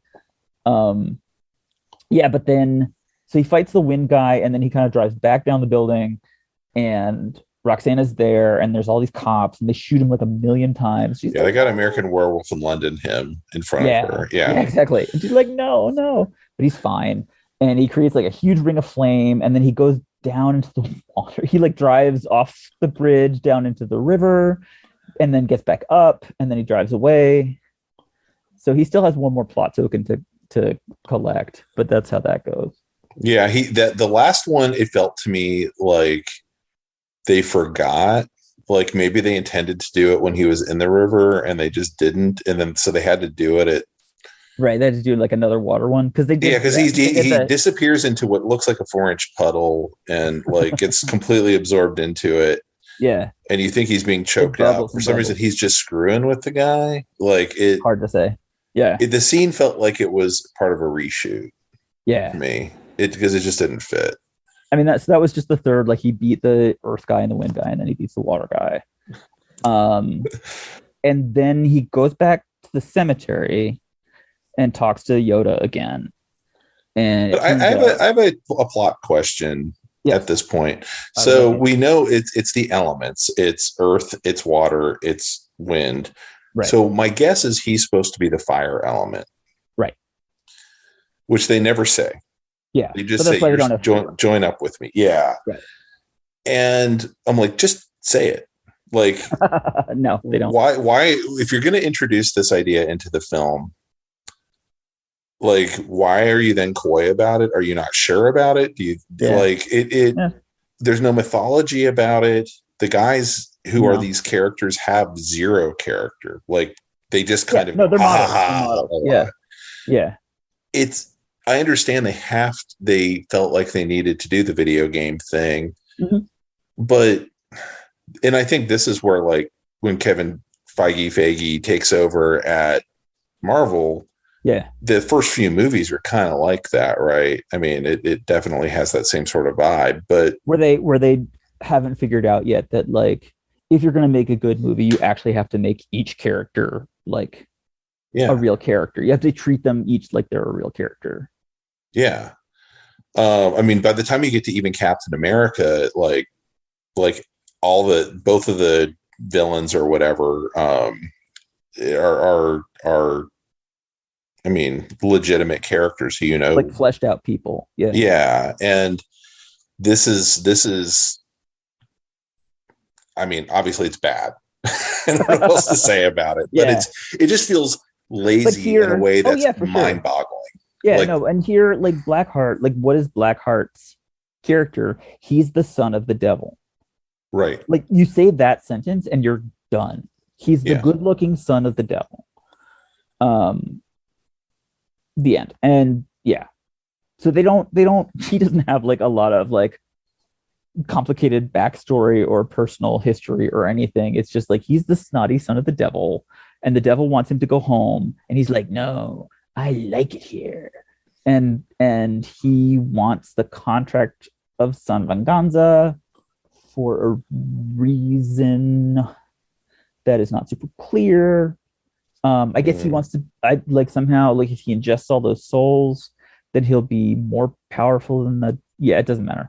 It seems like the eternally living devil would have more than 1,000 souls at this point. Yes. He would have absorbed. Yep. No, so it's the MacGuffin. So he goes back to Yoda, right? And Yoda tells him, he said, like, and then Yoda tells him, like, Sam Elliott tells him a story about the last Ghost Rider from 100 years ago, which is obviously him, and like is the one who, like, he was sent to San Venganza to get the contract. And so he's telling the story, and every single human in the audience is just like, okay, but that's you, right? Okay, that's you. Right, but that was you. And it's like 3 scenes later that he actually, like, says that. Blackheart goes and kills his manager and kidnaps Roxanne. And then one of my favorite lines in the movie is Johnny's talking to Carter Slade. And he's saying, like, well, you can't, like, you think you're going up against the devil? And Johnny says, he may have my soul, but he doesn't have my spirit. And I'm like, tell me you're not going with that line. Tell me that wasn't final draft. Really? He has my soul. He doesn't have my spirit. And then there's actually probably the worst thing in the whole movie is that Carter Slade is like, I'm going to ride with you. And he turns into the Ghost Rider. Mm-hmm. And his horse turns into a flaming ghost horse. And they're like, let's ride. And then there's the rockin' version of Ghost Riders in the Sky. If we don't do this, everyone's going to be disappointed. We got to do this. It lasts for like a minute. Yeah. That they ride across wherever together to get to San Venganza. And then he turns back into Sam Elliott. And he's like, okay, I got to go. Like, to die. That killed him. Yeah. He was like, I could only change one more time, and I was saving it for this. Oh, I dropped my mic. Go ahead. All right. He says, I was saving this up just for this one last thing. He's like, but you didn't do, like, but you rode up to, like, the doorstep of the place where they're gonna have the fight, and now you're like, okay, I gotta go. Bye. Yeah, you could have just pointed to it on a map if that's all you had to do. There were so many options, including sticking around to be helpful in some way. Yeah, and so it's just obvious that, like, what they wanted was just like a minute long, like, motorcycle and horse.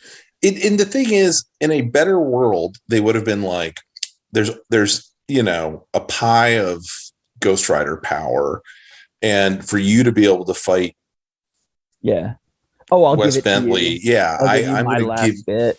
But they don't. Oh yeah, no, they could have done anything to explain it, and instead they just go, well, that was a fun ride. Sure, like riding my horse. Goodbye. Yeah, they just wanted to do, like, let's ride, and Johnny's like, can you keep up? No. Okay. So the movie isn't that good, I think, is what we're saying. And now all of this not goodness is leading up to, they have the water fight at this point, because for some reason there's a swamp in the middle of West Texas. Right. Yeah. And the water guy comes out and they kill, but then he gets the last plot token. Hooray, you've killed the third guy. And then you get the boss battle. Well, and I said to Jamie as he was heading towards the swamp battle, I remember the first time we saw this thinking the ending made literally no sense. And I have no memory of it other than thinking it made no sense. And that bore out again. Oh yeah, no, that is absolutely true. They just like punch each other. So it's him and Blackheart, and Roxanne is there to kind of go, ah! Yeah. And I think, does she shoot the devil at one point? She like picks up a gun. Yes. She's trying to help. There's a shotgun, and that has somehow appeared from somewhere. And he has it on his back, but they never say where he got it or any of that. Has it. Yeah. Ghost Rider should, when they ride up on. He has a gun on his back? Mm-hmm. All right. I didn't notice that. Yeah. Yeah, so she shoots Blackheart, which obviously is not helpful.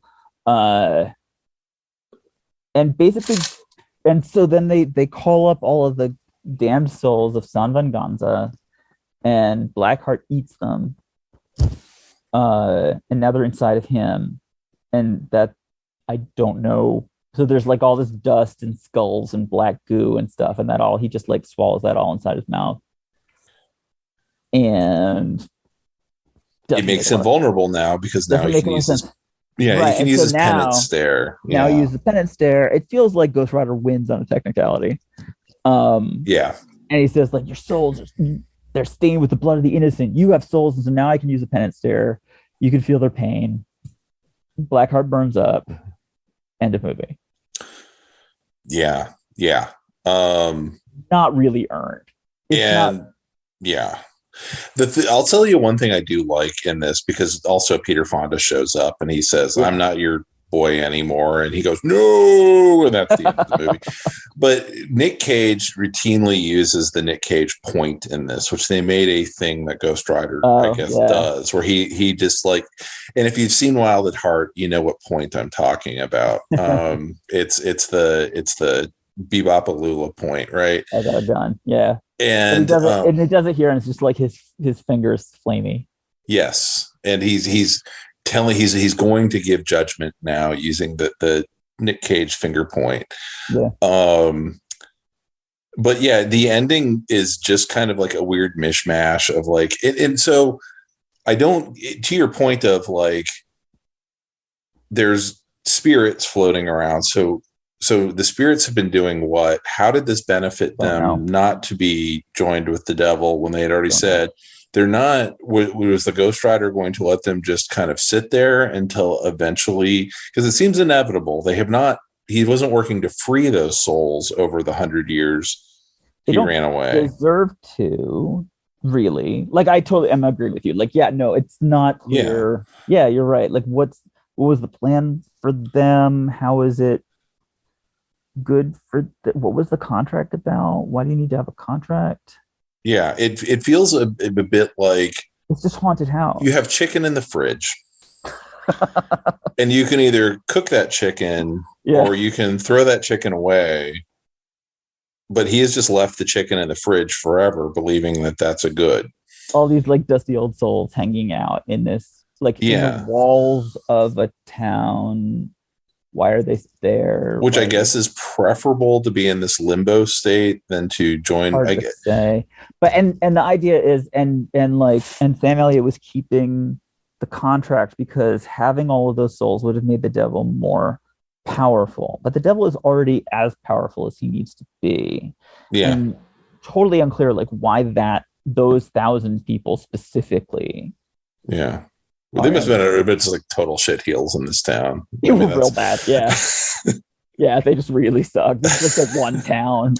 Like of the millions and millions of, hundreds of millions of like terrible people that have ever existed in the world. Like this town, though, I guess I could see that. They are dicks over there. I lived in Philadelphia for 10 years, so I can kind of see how like if it was Philly and they were like that town is the town that like the devil really is going to take, and that's going to be more powerful. I'd be like, yeah, no, that totally like West Philly, that totally makes sense.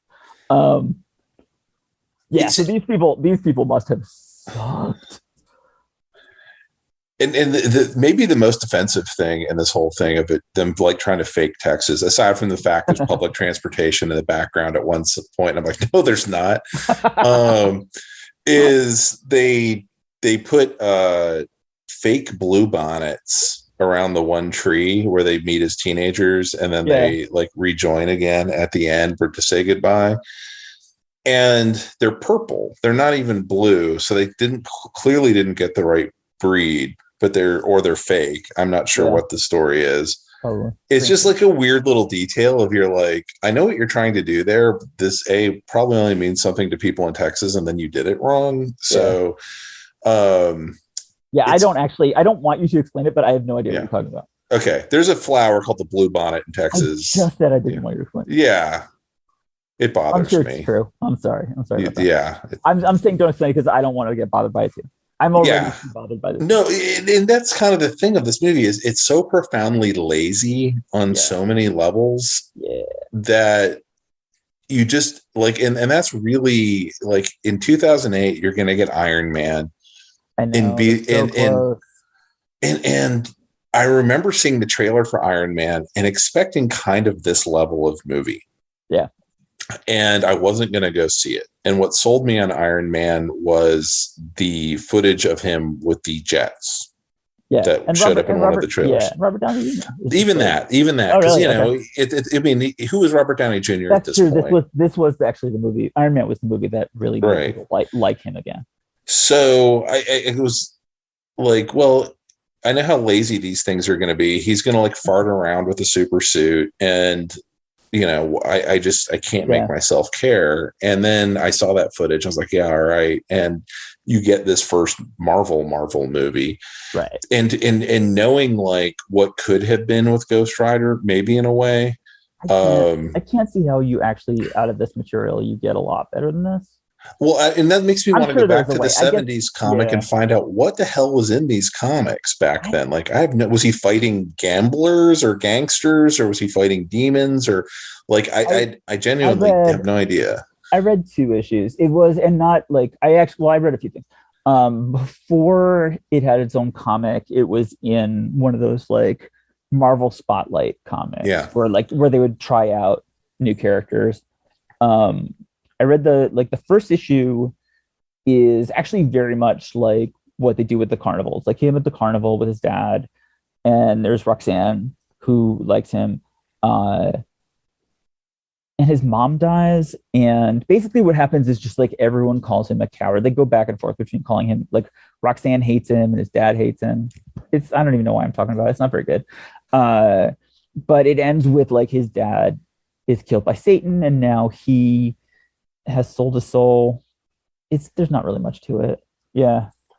But does he go on to like fight like evil clowns at the carnival, or like is he like Darkheart's there right from the beginning? Or no, it's like other like bad motorcycle guys, I guess. Yeah, because that's kind of what I mean.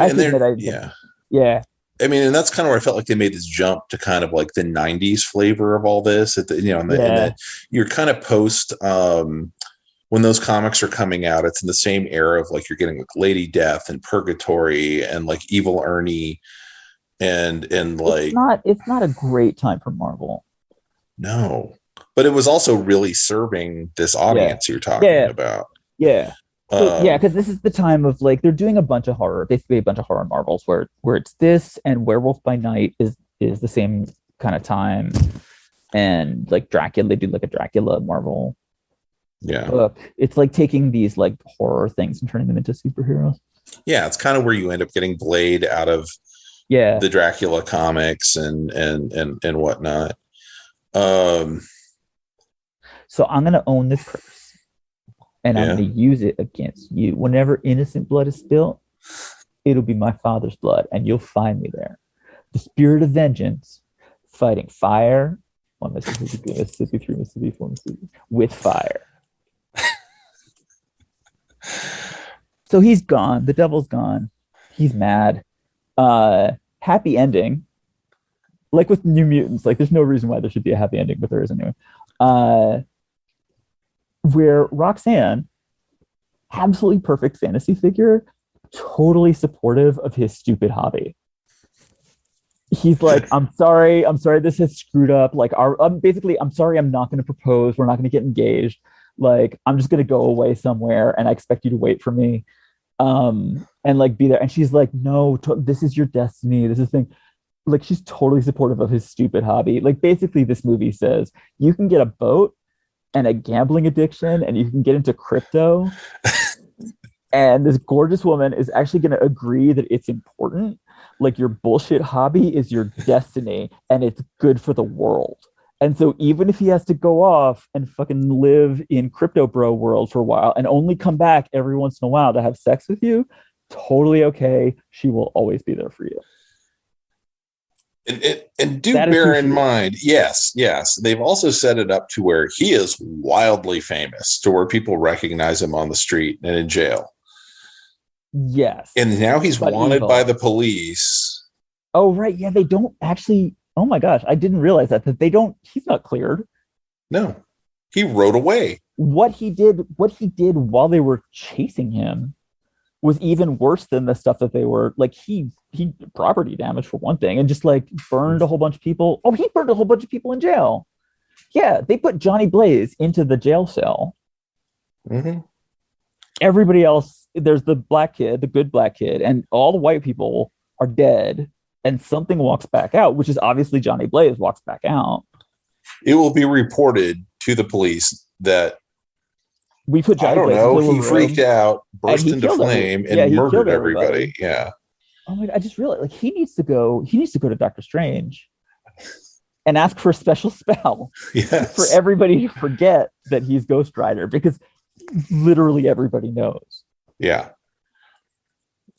Happy ending though. Somehow. Yeah, and I have not seen the sequel. I assume Eva Mendes is not in it, and I don't know anything about it. Well, maybe that will be in our future sometime. Man, maybe that's a strong maybe. We'll see. So I had the choice when we said we were going to do this between renting it from Amazon for $4 or buying the Blu-ray set, which had both movies for $9.99, or buying just Ghost Rider for $9.95, which I found interesting that it was a 4-cent difference. Yes, you get to get one more movie for 4 cents. Yeah, I ended up just renting it from Amazon because I decided I did not want this taking up physical space in my house. It was already living in my brain more than I wanted it to.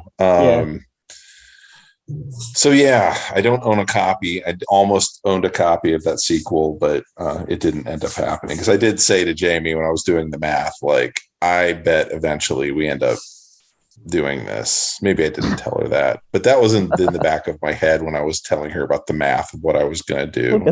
We'll get there eventually. Yeah. Yeah.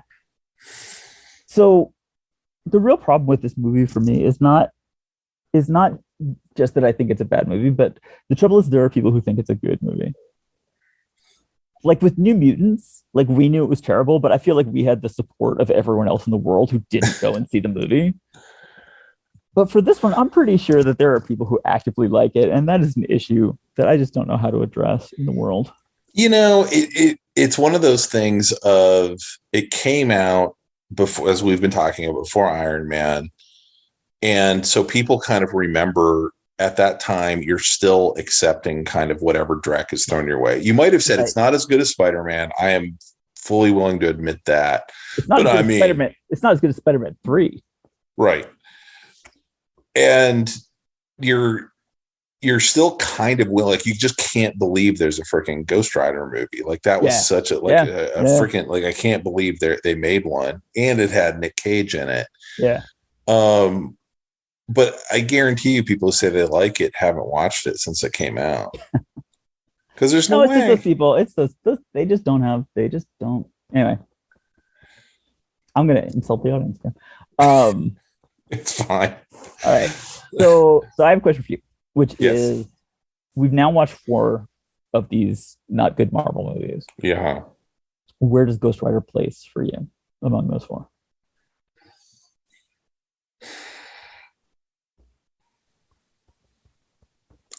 One Mississippi, 2 Mississippi. You know, it's definitely, like, New Mutants is probably warts and all in front of this movie for me, because this movie is really representative to me of things that I recognized as being wrong in the formula. Wrong with the superhero formula at the time. Mm-hmm. And Yeah, I would say that Fantastic Four, like 2005 Fantastic Four, is actually an okay movie. Like, clearly flawed, but I recognize that as an okay movie. New Mutants is a bad movie, as we discussed at length, but it has some appealing actors and it has some appealing characters. So, like for Ilyana and for Berto and for Little Sam and the Mines, and it's got a lesbian relationship. I'm like, you know what? It's got some good points in New Mutants, as terrible as it is. And Ghost Rider is just not a good movie. It's not smart. There's no good dialogue. So Fantastic Four 2015 for you is behind this one. Oh yeah, no. 2015 is like a war crime. See, like, I'm having a hard time with it because I'm like, well, at least they tried something new. I don't like it. Oh, you got to look into it. I don't think it succeeded. I'm gonna have to sleep with this one. Really? I'm amazed. Reed, okay, just think like Reed all stretched out, screaming and screaming and screaming, and they called it Fantastic Four. Well, this one, I mean, yeah, this one's definitely closer in spirit to what the comics are, and it still sucks. I hate to say this. You're gonna have to go and watch Fantastic Four 2015 again. I refuse. Okay, there we go. There you go. I refuse to watch that movie again. So it is possible. It's possible. I haven't watched every superhero movie ever made yet. It is possible that there's one that's worse than Fantastic Four 2015. I have not seen it yet, and I find it difficult to believe. We should sometime do The Spirit. Very well. Is that our? Well, The Spirit. That to me is. The bar has plummeted to the core of the earth. Oof. It has everything going for it. I feel like that will it'll just make you confused more than anything else while you're watching it. It doesn't feel like a movie. Is that a challenge? I don't know if it's what we should do next. I feel like that should be like an anniversary of some sort. The Spirit has Eva Mendes in it. It's got ScarJo. It's got Samuel L. Yeah, it's an all-star. But now I know that there's at least one person. I don't believe that I knew who Eva Mendes was until I watched this movie, and now I do. Now I'm Eva Mendes aware. So there's at least one person in that movie that I like. They probably screw her up, which is why you hate her. Like if you can have her in a movie and she's not good, then probably that movie's terrible. Yeah, I give her a lot of like a pass on this movie, basically because, like you said, everybody else in this one's not great. She was never famous for being a great actress. I will put it that way too. Yeah, I'm okay with that. Yeah. So, is she still married to Ryan Gosling? That's actually my question. Yeah. So they're she tends to pop up on like interview shows and stuff, still talking about having kids with and being still quasi famous. So she wins. Yeah. All right. Well, everybody, thank you so much for going on this ghost ride with us in the sky. I guess I'm happy I talked to Danny about it. I'm not sure I'm happy I watched the movie again, but I've seen worse. Well, now we're going to have to keep digging. We're going to have to find out. We'll take requests. We will take requests. If anybody has a request for the next non-MCU Marvel movie. I am going to also, I'll admit, start tracking what are like the superhero movie tropes of kind of this era. Like even driving up the side of a building was something that had already been done in like Batman Returns by this point. That is true. So, and this one had all of them, man. All right. Well, we'll come back soon and we'll do something else. Danny's taking he's going to the continent. He's taking a break. I'm gonna take a little bit of a couple weeks break from superheroes every day. But if you want more me making fun of superhero movies, please come to superheroeseveryday.com because I am doing it a lot. Sure. And Ryan, sir, I will see you 18 seconds later next time. Thanks so much. Bye, everybody. All right, thank you. See ya.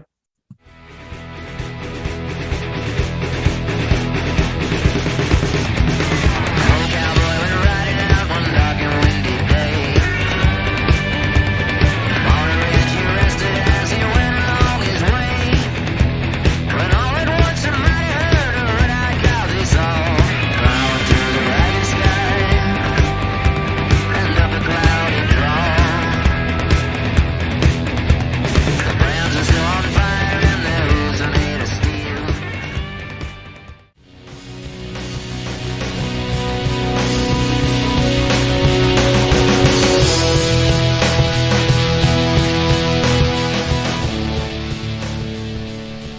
That about wraps it up for this edition of The Signal Watch, a production of the League of Melbotus.